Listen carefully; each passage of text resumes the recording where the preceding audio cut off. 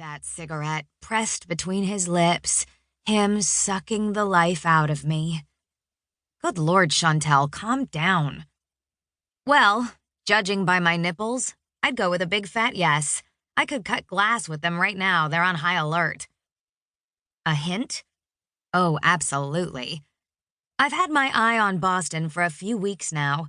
Of course, tonight I very nearly backed off when Saskia told me Penelope was interested. But she assured me to go for it. I mean, she would have told me if she had feelings for him, right? Boston's eyes drop to my nipples, and that gaze lingers long enough for my panties to become wet. Good God, I need to get laid. Preferably by the 6-feet-tall he-devil standing right in front of me, staring at my breasts like he wants to devour them. It's safe to say I've never been shy when it comes to my sexuality. Hell no. I embrace it. I'm a beautiful woman, and I know what I can and can't have. I'd never be slutty, and I'd never take something that wasn't mine. But I know what I want, and I'm incredibly sexual. No shame in that. And if anyone has something to say about it, they're more than welcome to find my asshole and kiss it. You waiting for a cab? He finally asks. Yeah, and freezing my booty off. You waiting too? He shakes his head and nods down the street a little. I glance over and see his bike parked up. Hot. So hot. Midnight blue, silver trimmings, big, thick, black seat. I'd love to know what that feels like between my legs. Oh, nice. You want a ride? I swallow and my body buzzes. Do I want a ride? Of course I want a ride.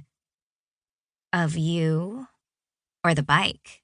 I ask him, voice low and sultry, glancing up at him from beneath my lashes. I told you, girl knows how to get what she wants. He smirks, inhaling deep. The bike. For now.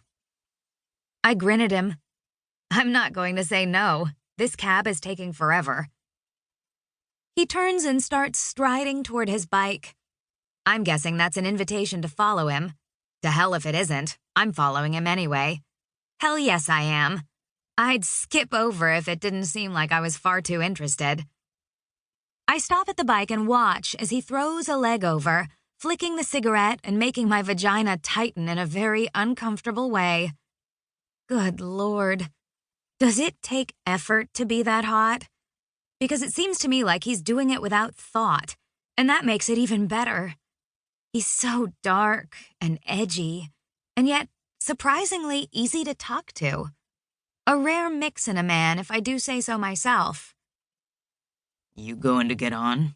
Or am I going to have to sit here all night staring at you and wondering how fucking good you taste? I blink. I guess that answers my question. Lord, yes. I slowly inch my dress up and then sidle over, loving how his eyes grow dark and hooded as he stares at me. That masculine jaw tight, that skin so olive, it looks so smooth under the streetlight. He places a hand out, palm up, and I take it, loving how his fingers curl around mine as I throw my leg over the bike. He still has my hand and pulls me closer, so my body is pressed into his. Then he places my hand on his stomach. I let the other one follow. He starts up the bike. The rumble rips right through my body, starting at my toes and slowly crawling up until I'm shivering and trying very hard to hide how turned on I am. The vibrations move through my core, sending me over the edge, and I want more.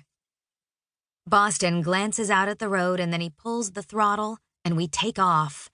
I let out a squeal, small and a little girly, and hang on to him tighter. He feels hard and strong and so big when I'm behind him, wrapped around him like this. My panties are wet. I'm not going to even try and deny that fact. I want him so bad, it physically hurts. I never told him where I live, but he rolls in without pause.